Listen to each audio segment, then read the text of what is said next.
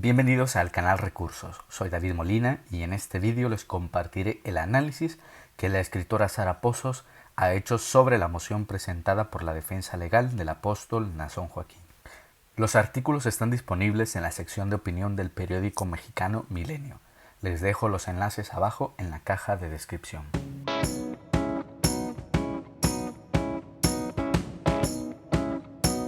Evidencia exculpatoria.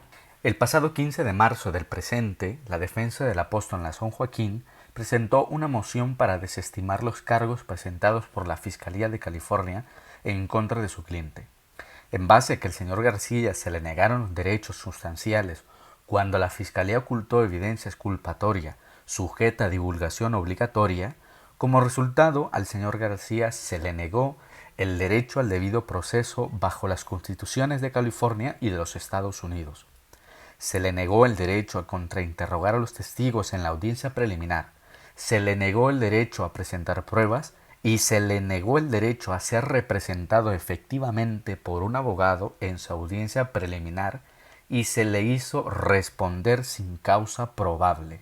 El texto es el inicio del documento de 211 páginas presentado por los abogados del señor García, Westman, Jackson and Quinn, cuyas pruebas aportadas demuestran la atrocidad cometida por la Fiscalía de California contra el apóstol.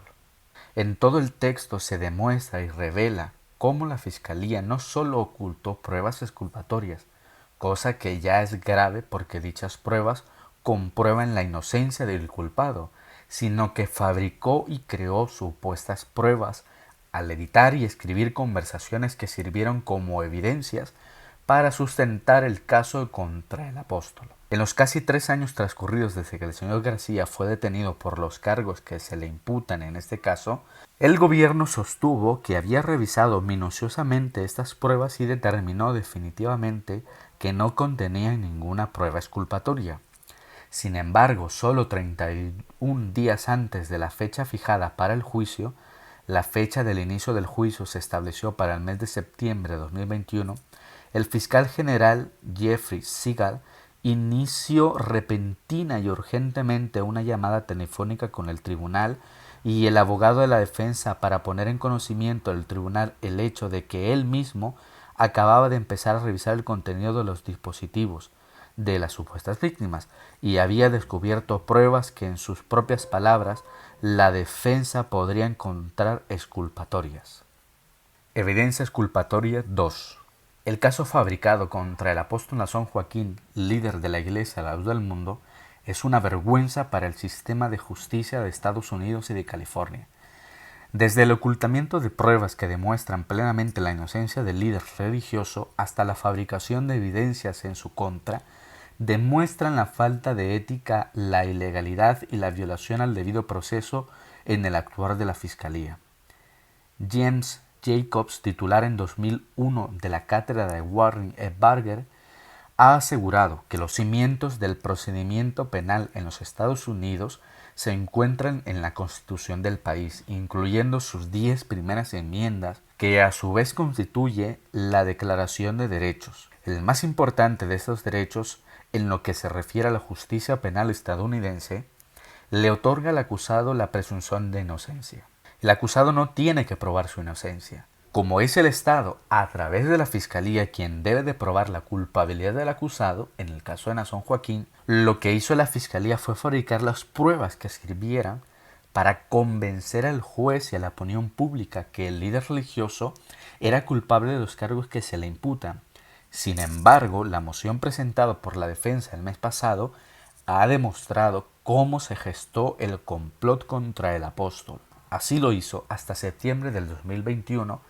La defensa recibió las pruebas forenses de los mensajes de texto de 2 de las supuestas víctimas, incluyendo una cadena de 70.327 mensajes de textos.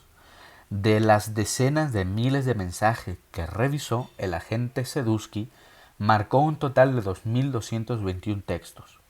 De los 2.221 que marcó, eligió además una fracción minúscula de los mensajes de texto, los que personalmente consideró más relevantes.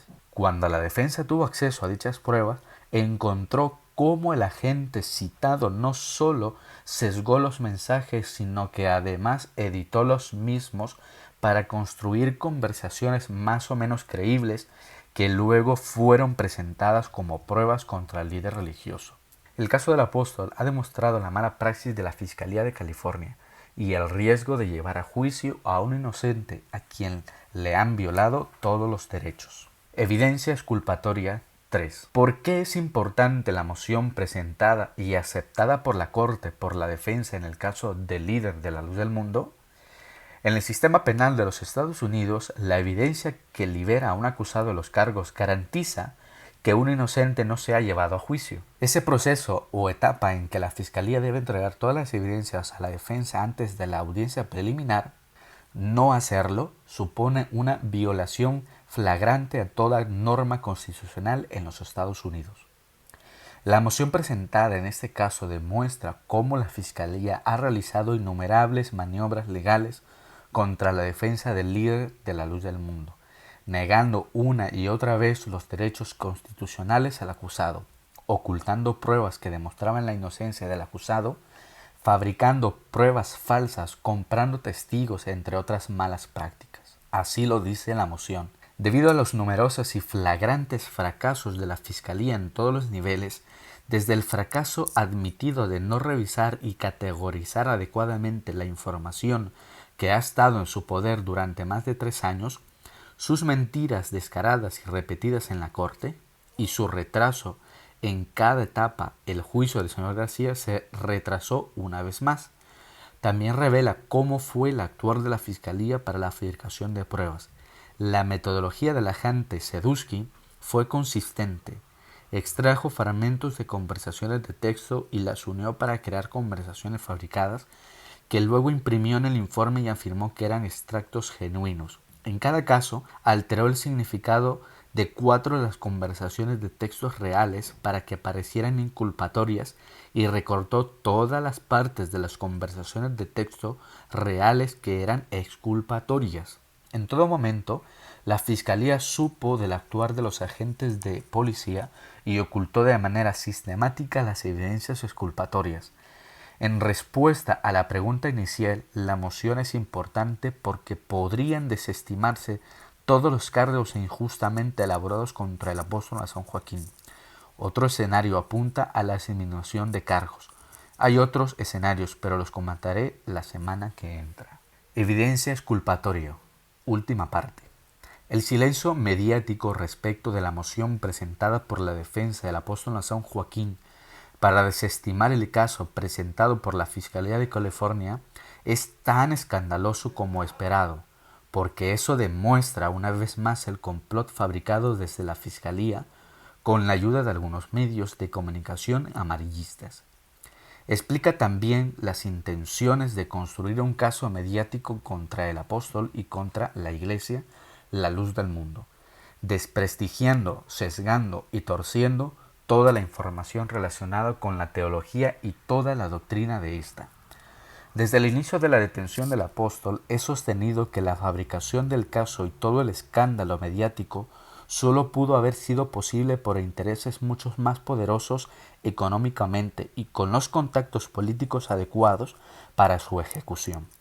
Tras el análisis de toda la evidencia exculpatoria presentada por la defensa en la moción, no me queda la menor duda de que mi hipótesis inicial planteada hace 3 años es correcta. Este caso ha demostrado que el sistema penal en Estados Unidos está podrido. Resulta escalofriante pensar que los que procuran justicia sigan siendo capaces de violar de manera sistemática toda la constitución de su propio país, las enmiendas a la misma y todo el derecho procesal criminal para destruir la vida e imagen pública de un inocente. Eso es vergonzoso para un país que se considera a sí mismo ejemplo del mundo. Como bien lo apunta la defensa, las acciones del gobierno en este caso fueron atroces y extremas. En un mundo en el que Brady ha sido la ley del país durante casi 60 años, es difícil imaginar cómo pudo ocurrir esto. ¿Qué puede suceder ahora? La audiencia en la que se espera la resolución a la moción ha sido reprogramada para el 2 de mayo. Esto supone que en caso de haber juicio, invariablemente se tendría que reprogramar el inicio de éste.